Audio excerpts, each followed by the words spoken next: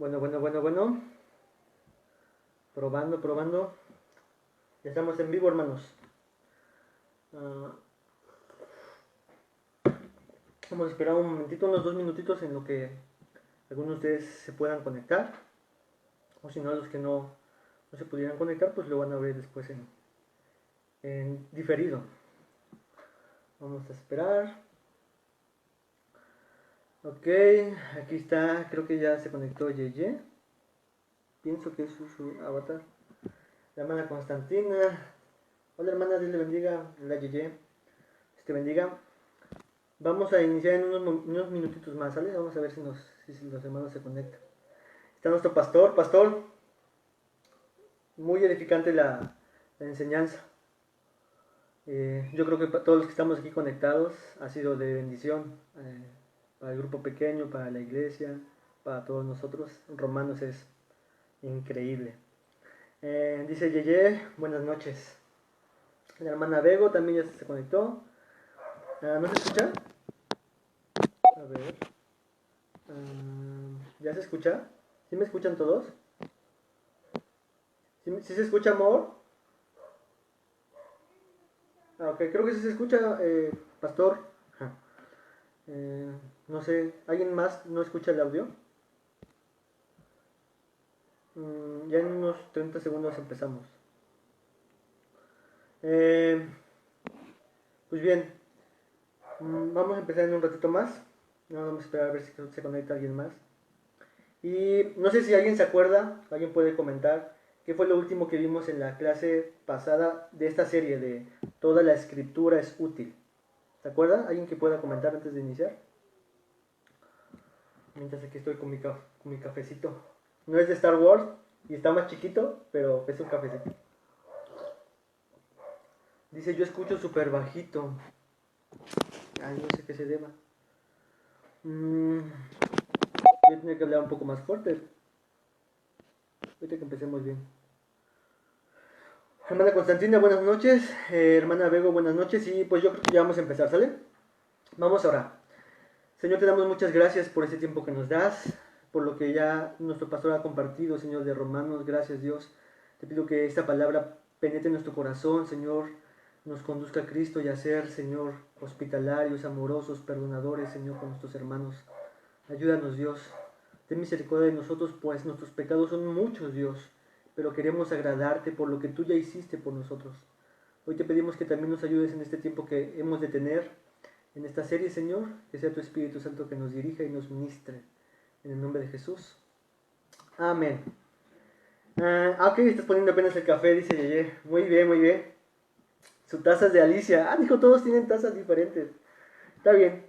Saludos a todos los que están conectados. Y bueno, vamos a empezar.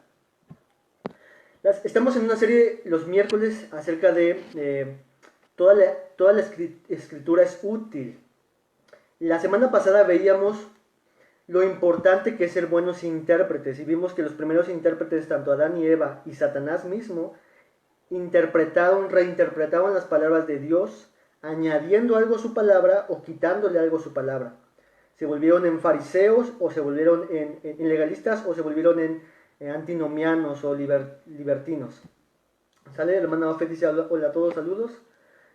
Anne también saluda a todos. Y bueno, eso es lo que vimos la semana pasada y nos basamos en 2 Timoteo 3:16. Toda la escritura es inspirada por Dios y útil para enseñar, para redarguir, para corregir, para instruir. Lo que vamos a ver el día de hoy, a partir de hoy van a ser 3 clases acerca de los principios de interpretación. La semana pasada veíamos la importancia de ser buenos intérpretes. Y hoy vamos a ver la primera parte de los principios de interpretación. ¿Sale? Entonces vayan a sus Biblias o apunten el texto en 2 Timoteo 2:15. 2 Timoteo 2:15. Y saludos a Mariana. Hola Mariana. 2 Timoteo 2:15 les leo y dice, procura con diligencia presentarte a Dios aprobado como obrero que no tiene de qué avergonzarse, que usa bien la palabra de verdad. Ahora, este texto recordemos que es Pablo quien escribió, es su última carta a su discípulo, a Timoteo, que Timoteo ya estaba siendo pastor en Éfeso. Entonces Pablo está escribiendo sus últimas palabras muy importantes a Timoteo. Incluso es el texto que leí anteriormente, es 2 Timoteo 3:16, y unos versículos anteriores es lo que acabamos de leer, 2 Timoteo 2:15. Ahora, algunos dicen que la carta de Timoteo, primera y segunda, está hablando exclusivamente para pastores, para aquellos que desean el ministerio, aquellos que desean el diaconado, etc. Algunos dicen eso, sin embargo, nosotros no aceptamos esa idea, pues toda la carta de primera Timoteo y segunda Timoteo, aunque bien específicamente habla del ministerio pastoral, aplica para cualquiera que es un siervo de Dios. Y la Biblia nos llama que todos somos siervos de Dios. Desde este punto, desde esta perspectiva, nuestro pastor, los diáconos, no son mayores que nosotros en su esencia. Todos somos siervos del Señor. Todos estamos al servicio de Dios. Nuestro pastor y diáconos, su función y su rol son diferentes. Pero en esencia todos somos siervos del Señor. Por lo tanto, toda la carta de 2 Timoteo, 1 Timoteo, está hablándole Dios a sus siervos, a todos aquellos que están a cargo de su palabra. Ahora, nuestro texto dice en 2 Timoteo 2:15, procura con diligencia. Esta palabra en el griego es espoudazo. No sé cómo se pronuncia, si alguien sabe hablar en griego, pues ya lo sabrá mejor. Esta palabra que como empieza nosotros, procura con diligencia, en realidad en el griego es una sola palabra. Y significa hacer rápido, hacer lo mejor posible, hacer el mayor esfuerzo, estar ansioso por hacerlo. La NTV lo traduce este mismo texto como esfuérzate. La palabra incluso, esta de procura con diligencia, es un verbo, pero con un sentido imperativo. Es una orden, es un mandato que estamos encontrando en el texto. Procura con diligencia, esfuérzate, hazlo rápido, hazlo lo mejor posible, haz tu mayor esfuerzo. Ese es el mandato. Ahora, ¿a qué nos está llamando Pablo en este versículo con tanta vehemencia? El texto dice, a presentarnos a Dios aprobados. Dice Pablo, procura con diligencia presentarte ante Dios aprobado. ¿Cómo es esto? ¿Cómo es que nos presentamos ante Dios aprobados? ¿Qué es lo que está diciendo Dios para presentarnos aprobados delante de Dios? ¿Qué es lo que amerita mi esfuerzo? Pablo nos dice en la parte que sigue del texto, nos llama a tener una idea de un siervo, en nuestra mente una idea de un siervo, de un esclavo, que va a realizar una tarea en particular. Y el texto dice, ¿cuál es su tarea? Usar bien la palabra de verdad. Utilizar bien la palabra con verdad. Vamos a unir esas ideas. Entonces Dios dice a través de su palabra, espoudazo, esfuércense, con mucha diligencia, con mucha prontitud, con mucha rapidez, vehementemente, es imperativo, es una orden de Dios, diciendo, esfuércense para presentarse a Dios aprobados. ¿Cómo? Como siervos que usan bien la palabra de verdad. Utilizar bien sus palabras. Dios nos está llamando a todos nosotros que seamos siervos, obreros fieles, que usan bien la palabra de verdad, que nos esforcemos para usar bien la palabra de verdad. ¿Se acuerdan la semana pasada qué es lo que veíamos respecto a qué se refiere Pablo con utilizar? Que es que la palabra de Dios es útil. Hablábamos en dos sentidos. La palabra de Dios es útil en ese contexto para guiarnos a salvación y para llevarnos a santificación.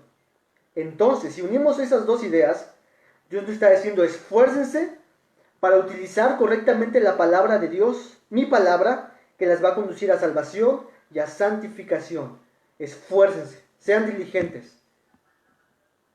Procura con diligencia presentarte a Dios aprobado como obrero que no tiene de qué avergonzarse, que usa bien la palabra de verdad.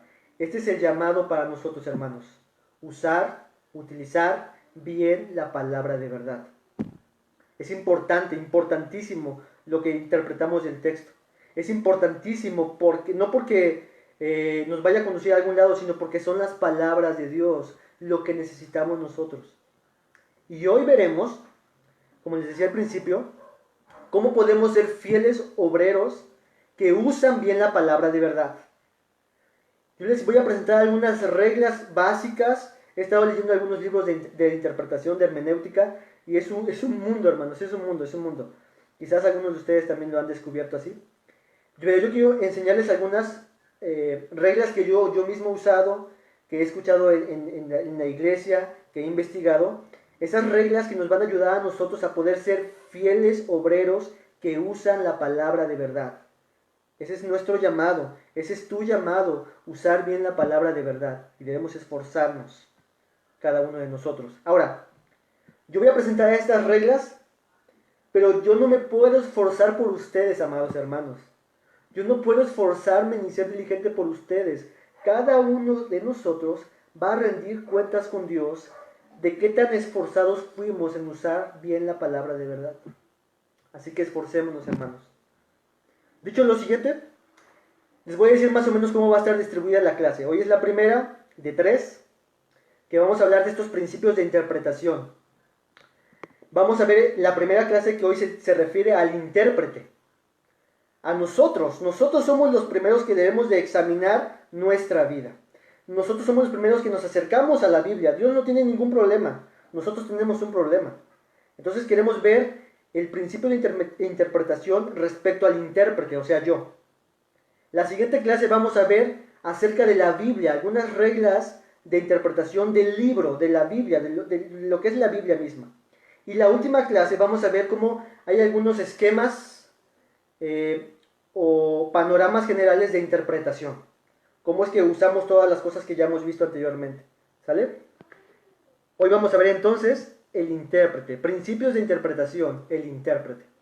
Saludos a todos los que están aquí conectados, a mi hermana Silvia, a Mariana dice la palabra es la espada y es parte de la armadura de Efesios. Es correcto. Y en el texto que estamos viendo de 2 Timoteo nos llama a esforzarnos y en Efesios nos llama a no salir de nuestras casas o no hacer nada sin la espada de Dios. Dice la Biblia, pónganse toda la armadura de Dios.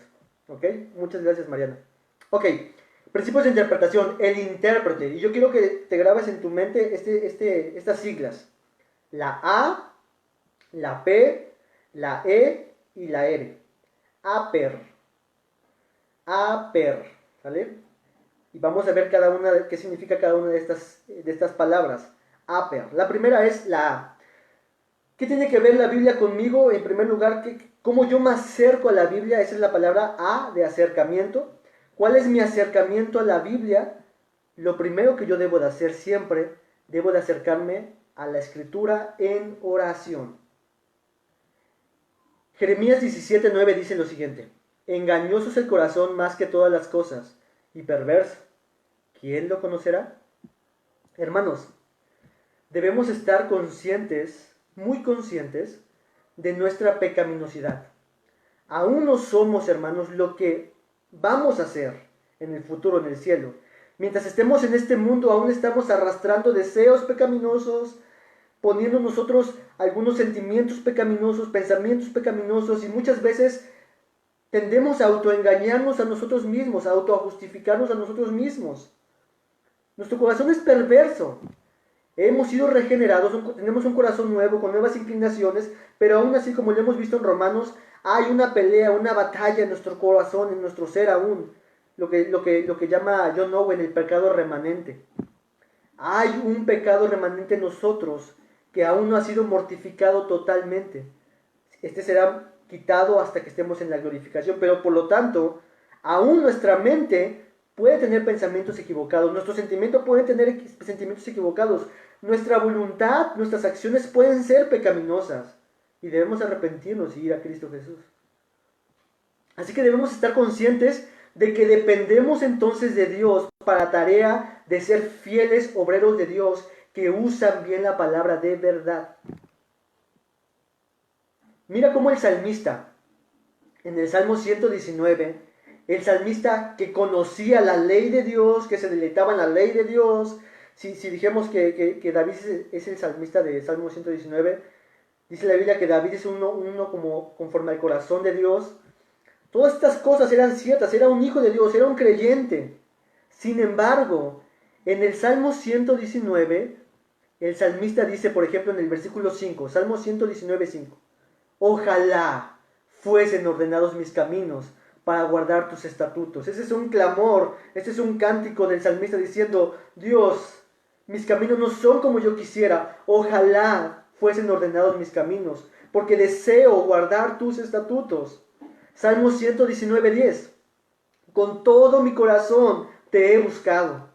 No me dejes desviarme de tus mandamientos. ¿Qué está suplicando el salmista? No permitas que me desvíe. ¿Por qué? Porque el texto está presuponiendo que nosotros tendemos a desviarnos. Y el salmista está diciéndole a Dios: no permitas que me desvíe de tus mandamientos. Mira cómo está enlazada el desvío de los mandamientos de Dios. Salmo 119:12 dice: bendito tú, oh Jehová, enséñame tus estatutos. Si el salmista está diciendo enséñame, significa entonces que yo no conozco las cosas como debería de ser, yo me olvido de las cosas, soy un alumno a veces torpe, que he reprobado muchas materias, pero Señor, enséñame tus estatutos. Salmo 119:18, que es uno de mis textos favoritos en este salmo, y lo hago como una oración mía. Salmo 119:18 dice: abre mis ojos y miraré las maravillas de tu ley. ¿Qué está diciendo el salmista de forma implícita? Mis ojos a veces están entenebrecidos, obscurecidos por mis pecados, por mis deseos, por mis sentimientos, mi voluntad. Yo niego a veces tu palabra y tus mandamientos, pero Señor, haz que mis sentidos estén adecuadamente abiertos para que pueda ver la hermosura de tu gloria, de tus palabras, de tus dichos, como dirá el salmista en el Salmo 119. Más dulce que la miel es tu palabra, mi paladar. Todos estos salmos, hermanos, presuponen que el salmista estaba rogándole a Dios en oración: ayúdame a entender tu palabra. Si tu palabra es la lámpara a mis pies, ayúdame a poder ver esa lámpara. Estos solamente son algunos versículos que encontramos en los salmos y que deben formar parte de nuestra oración. Nuestro acercamiento entonces a la palabra de Dios es en primer lugar con la oración. A través de la oración es doblar nuestras rodillas y decirle a Dios: Señor, enséñame, no me dejes que me desvíe, abre mis ojos, quiero entender tu palabra, ayúdame a guardarla. Nuestro acercamiento es en la oración. Mira cómo un autor, déjenme ver qué autor lo dice. Bueno, un autor dice: al acercarnos a la Biblia, tenemos que darnos cuenta de que el pecado afecta todo nuestro ser, nuestras emociones, voluntad y facultades racionales. Podemos fácilmente engañarnos a nosotros mismos o ser engañados por otros. Necesitamos el Espíritu Santo para instruirnos y guiarnos. Por tanto, la oración es el punto de partida esencial para cualquier estudio de la Biblia. La oración es el punto esencial, el punto de partida esencial para cualquier estudio de la Biblia, hermanos. Spurgeon dijo lo siguiente en su libro de Discurso a mis estudiantes. Dice: el mejor estudio es la oración. El mejor estudio es la oración. Así dijo Lutero: haber orado bien es haber estudiado bien. Y este proverbio merece repetirse con frecuencia. Mezclad la oración en vuestros estudios de la Biblia. Esto será como la trilla de las uvas en el lagar, o la del trigo en la era, o la separación del oro del residuo. Es muy importante, hermanos, que nosotros como intérpretes, como obreros fieles de Dios, nuestro primer acercamiento sea en la oración, suplicándole a Dios que tenga misericordia de nosotros. Esa es la primera A. ¿Se acuerdan? Aper. La primera A significa entonces acercamiento. Vamos a ver qué significa la P. Ya que nos acercamos en la oración, la P significa permanencia. ¿En qué debemos de permanecer? Cuando hablamos del estudio de la Biblia, no solamente me acerco en oración, sino que ahora quiero que permanecer, una permanencia meditando en el texto. Permanencia, meditar en el texto. Nuestra labor para ser hallados fieles siervos debe ser, entre muchas tareas, y quizás la más importante, una permanencia en meditar el texto, la palabra de Dios. No solamente debemos escuchar la Biblia, que es importante, no solamente debemos leer el texto, que es muy bueno, leamos la Biblia, No solamente debemos estudiar la Biblia, que es muy bueno que estudiemos la Biblia, estudiémosla. No solo debemos de memorizar la Biblia, que es muy bueno, memoricemos la Biblia, pero también tenemos y requiere de nuestras vidas el meditar en el texto. Y para esto quiero traer a tu mente el Salmo número 1. ¿Se acuerdan del Salmo número 1? En el versículo 2 dice, sino que en la ley de Jehová está su delicia, y en su ley medita de día y de noche. La actitud de aquel que se acerca a la ley de Dios, a la palabra de Dios, es una actitud de meditación constante. Y mira cómo enlaza David la meditación con la delicia. Yo me puedo deleitar en la palabra de Dios siempre y cuando esté meditando en ella de día y de noche. Si yo medito en la palabra de Dios de día y noche, yo tengo motivos y razones para poder deleitarme en la palabra de Dios. Salmo 119, 97. Oh, cuánto amo yo tu ley. Todo el día es ella mi meditación. ¿Amas la ley de Dios? Posiblemente si no la amas como debieras, es que posiblemente no estás permaneciendo meditando en el texto. ¿Qué es meditar? Porque cuando hablamos de meditar, algunas personas, no digo que ustedes, algunas personas tienden a decir, no, pues es ponerte en forma de mariposa, no sé cómo se llaman, en flor de loto, y poner las manos así, y cerrar los ojos, y repetir, o más bíblicos, Padre nuestro que estás en el cielo. Eso es meditar en el texto. Un autor, y me estoy basando en algunos apuntes de él, del libro de Disciplinas Espirituales de Donald Whitney, nos dice acerca de qué es meditar. Dice, meditar es el pensamiento profundo en las verdades, pensamiento profundo en las verdades y realidades espirituales reveladas en las Escrituras, o en la vida desde una perspectiva bíblica con el objeto de entender, practicar y orar. Es el pensamiento profundo en las verdades y realidades espirituales reveladas en las Escrituras o en la vida desde una perspectiva bíblica con el objeto de entender, practicar y orar. Eso es meditar. Y quiero ponerles una analogía que en ese mismo libro de Donald Whitney, si lo puedes conseguir, consíguelo, se llama Disciplinas Espirituales. Hace una analogía que a mí me encantó, me fascinó, para poder entender qué es meditar en la palabra de Dios. Y él usa la analogía de una taza de té. Imagínate que esta es una taza, este es café, pero imagínate que aquí está la taza, es una taza de té. Él dice, la analogía es la siguiente: nuestra mente es esta taza llena de agua, esa es nuestra mente. Y la bolsita de té representa nuestra asimilación de las Escrituras. Nuestra asimilación de las Escrituras. Entonces tenemos la taza y el agua que representan nuestra mente, y la bolsita de té es la asimilación de las Escrituras. Y él dice lo siguiente: escuchar la Biblia, la palabra de Dios en la predicación y todas estas cosas que estamos haciendo en Romanos, inclusive esto, escuchar la palabra es como sumergir la bolsita de té una vez en el agua. Vamos una vez al domingo y metemos la bolsita de té y la sacamos. El agua absorbe algo del té, pero no tanto como ocurriría si sumergiera más la bolsita, por más tiempo. Pero leer y estudiar y memorizar la palabra de Dios es como usar la bolsita de té y darle muchas zambullidas. Estamos leyendo, estamos estudiando, estamos memorizando la Biblia, y aunque esto hace que aún tenga más sabor el té, aún falta todavía mucho más. No sale la esencia como debiera de salir. Pero la meditación de la palabra de Dios, el meditar en la Biblia, es como tomar la bolsita de té y dejarla en el agua de la taza. Dejarla ahí hasta que se absorba y saque todos los nutrientes y las esencias de la bolsita de té. Para que penetre más el sabor y la consistencia en el agua, y todo lo que estaba en la bolsita de té sea absorbido por el agua. Eso es meditar. Meditar en las Escrituras es dejar que la Biblia se remoje en la cabeza.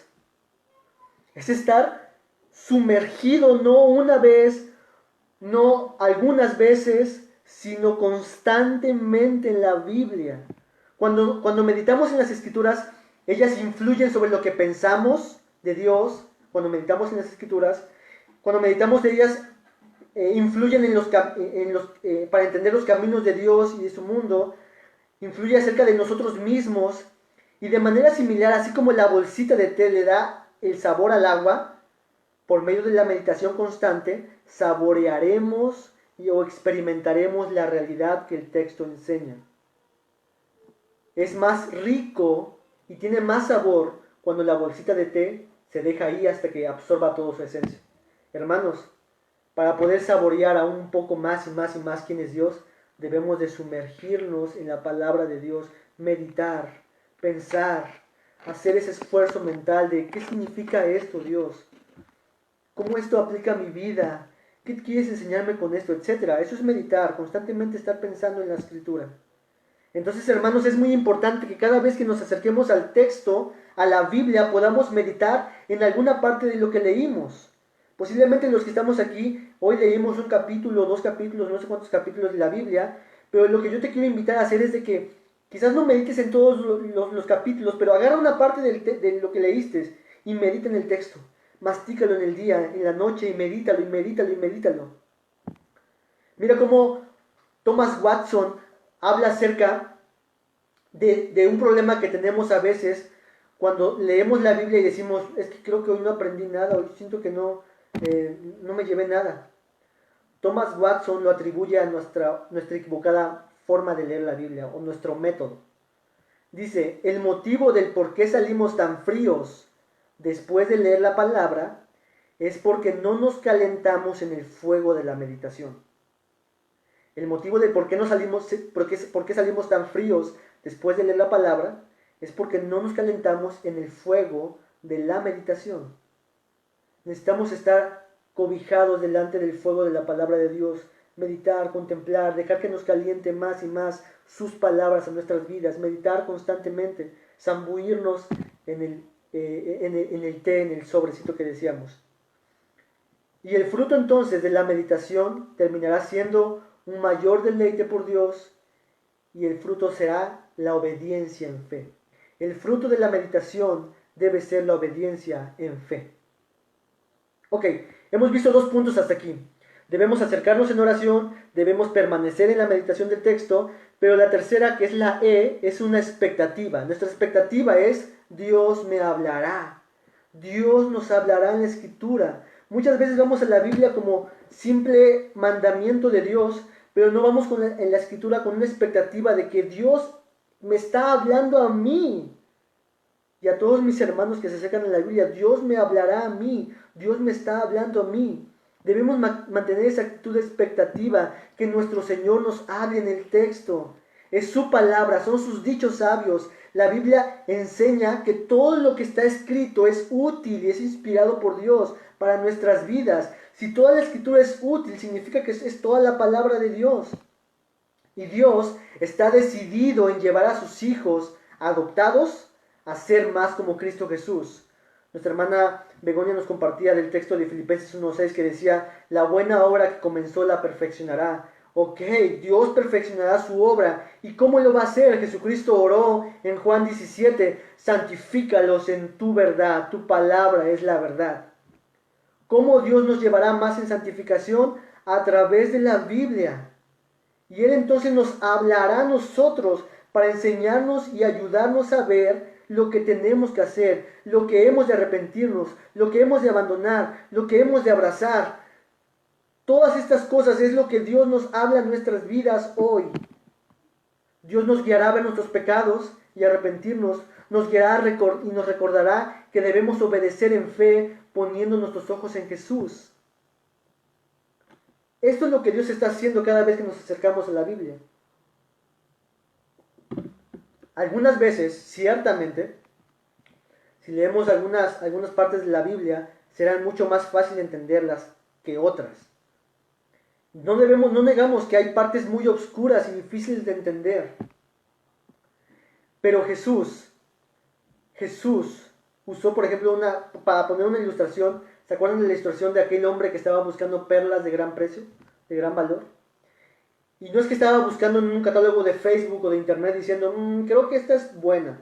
No, el texto es, estaba buscando afanosamente por todos los lugares, buscando y buscando esta perla preciosa. Y cuando la encontró, fue capaz de abandonar todas las cosas porque encontró que esta perla era de un precio incalculable, era hermosa, era bellísima, era valiosísima, que incluso posiblemente si tuviera otras perlas, las abandonó, las vendió por obtener esta perla.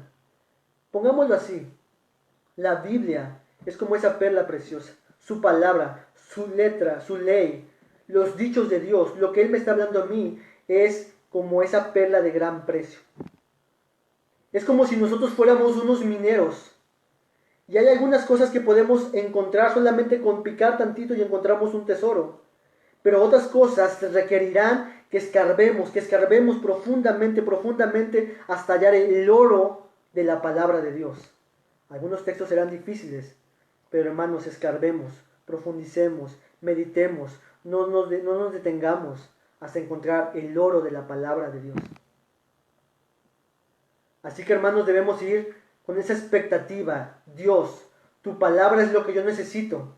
Ayúdame a tener los sentidos despiertos. Quiero obedecerte. Quiero vivir para ti. Háblame en tu palabra. Háblame, Señor.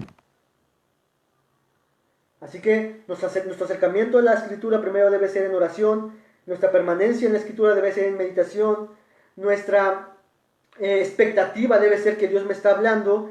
Y todo esto terminará en una respuesta. La siguiente palabra de nuestras siglas es la R, que es la respuesta. ¿Cuál debe ser la respuesta de nuestras vidas a todo esto que estamos viendo de la Escritura? La obediencia por fe. Nuestra respuesta entonces ante las palabras de Dios es la obediencia por fe. Nuestra obediencia siempre debe ser motivada por la fe. Obedecemos porque creemos en Cristo Jesús. Obedecemos porque Él es nuestro Señor. Obedecemos porque sabemos que Él es Dios y Él es bueno y Él es sabio. Obedecemos a pesar de que yo no sienta ni tenga el deseo de hacerlo, pero lo hago en obediencia y en fe de saber de que Él es bueno y bondadoso. Nuestra respuesta es la obediencia por fe. Vivimos para y en su palabra a través de la fe en Cristo Jesús. Esta respuesta solamente puede ser lograda por aquellos que están unidos a Cristo Jesús. Mucha gente puede decir, sí, yo hago lo que la Biblia dice. Pero si esta persona no está unida a Cristo Jesús, no ha sido perdonada sus pecados, no ha sido redimida, esta persona está pecando en su intento de obedecer la ley de Dios. Pero nosotros podemos obedecerla a través de Cristo Jesús. La obediencia es posible solo a través de Cristo. No significa que Cristo es el que obra, sino que Cristo es el que nos motiva, incluso nos ayuda a obedecer. Hay un texto que dice, mis mandamientos no son gravosos. Eso lo vamos a leer un poquito más adelante. Miren lo que dice 1 de Juan 5:3 al 5. Pues este es el amor de Dios, pues este es el amor a Dios, que guardemos sus mandamientos. Y sus mandamientos no son gravosos, porque todo lo que es nacido de Dios vence al mundo, y esta es la victoria que ha vencido el mundo, nuestra fe. ¿Quién es el que vence al mundo, sino el que cree que Jesús es el Hijo de Dios? Mira cómo todo este texto enlaza. Nuestro amor por Dios se traduce en nuestra obediencia hacia Dios, y esta obediencia de Dios es sustentada por la fe a Dios, por la fe a Cristo Jesús. Y si Cristo ha de ser nuestro Señor, entonces sus palabras, las palabras de Dios, la Escritura, toda la Escritura, sus palabras entonces deben ser nuestra forma de vivir. Es lo que dice Santiago 1:22. Santiago 1:22.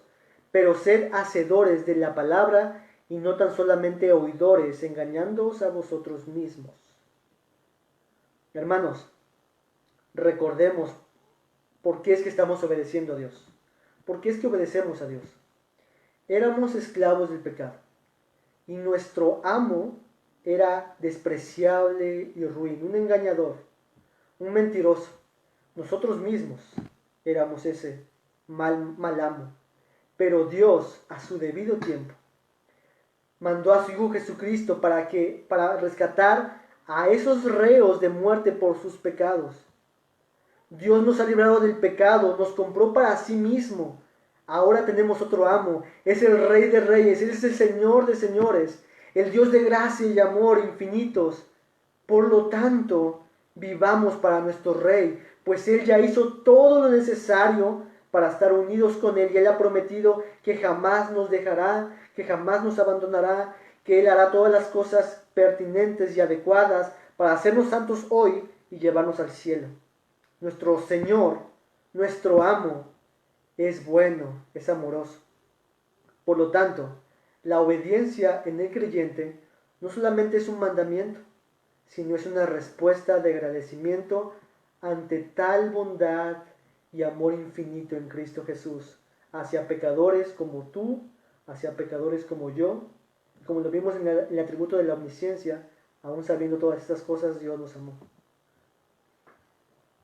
Ok, entonces volvemos a ver las siglas. APER. Nuestro acercamiento debe ser en oración. Nuestra permanencia debe ser meditando en la palabra de Dios. Nuestra expectativa debe ser que Dios nos va a hablar y nuestra respuesta es, voy a obedecer lo que la Biblia me dice. Este es los principios de interpretación que tienen que ver con nosotros. Antes de empezar a hacer la tarea y la labor de tratar de interpretar Apocalipsis acerca del milenio o cualquier otra cosa, tenemos que ir con estos principios a la escritura, la oración, la meditación, la expectativa y la obediencia a Dios. Debemos ir con esa actitud hacia Dios. Esta es la primera parte. La semana que viene, esa es un poco más viendo de algunas reglas que tienen que ver con el libro. Cómo ahora leemos la palabra de Dios, como un libro de Dios. ¿Sale? Entonces, ¿alguien quiera comentar algo? ¿Alguien quiere que preguntar algo? Ese es el momento para hacerlo. Le mando saludos aquí a Mariana, dice amén. Nuestra hermana Ofelia dice amén, a Él sea la gloria. La siguiente semana entonces vamos a ver esas partes. Espero que haya sido un poco claro y espero que se acuerden de lo importante de meditar en la palabra de Dios. Y como siempre, voy a tratar de hacer un examen. Bueno, ya hice el examen, en un momento más lo publico, para que puedan responder las preguntas y sea también de recordatorio para ustedes. No es un examen para mí, para evaluarlos y para poner calificaciones. Es un examen para ustedes, para un autoexamen. Al final les va a dar las respuestas correctas y ustedes pueden ver, me equivoqué en esta. Pero bueno, aquí está la respuesta y puedo saber cómo tenía que verlo. O un comentario, ¿sale? Dice Yeye, excelente, muchas gracias Isra. Dice Mariana, también podría interpretarse el meditar en la palabra, como ser sobrios y velad, porque nuestro adversario es el diablo. Exacto. Bueno, cuando dice ser sobrios y velad, está un poquito hablando acerca de despertar nuestros sentidos, pero claro que tiene que ver con meditar en la Biblia, con orar, con estar apercibidos todo el tiempo de quién es Dios y nuestro adversario. Dice Tania, mi mamá y yo les mandamos saludos, gracias Isra. Y bueno, permítanme nada más tantito, nada más voy a publicar de una vez. Aquí, ¿dónde es? Bueno, ahorita les mando la publicación ya para que de una vez se publique, ¿sale? Y bueno, ahorita les pongo el examen para que lo tengan ahí y una imagen de referencia también después. Dios les bendiga a todos, les amamos, estamos orando por ustedes. Y si Dios lo permite, nos vemos este sábado para nuestro Zoom en vivo. Y podamos vernos a todos y orar por todos y platicar todos juntos, ¿sale? Dice Mariana, ya que la manera en que el enemigo trabaja es en la mente, y tener la palabra nos ayuda, por supuesto, totalmente de acuerdo. ¿Ya se publicó? ¿Ya se publicó el examen? No sé. Ahorita veo, pero ahorita checamos. A ver, déjenme ver aquí.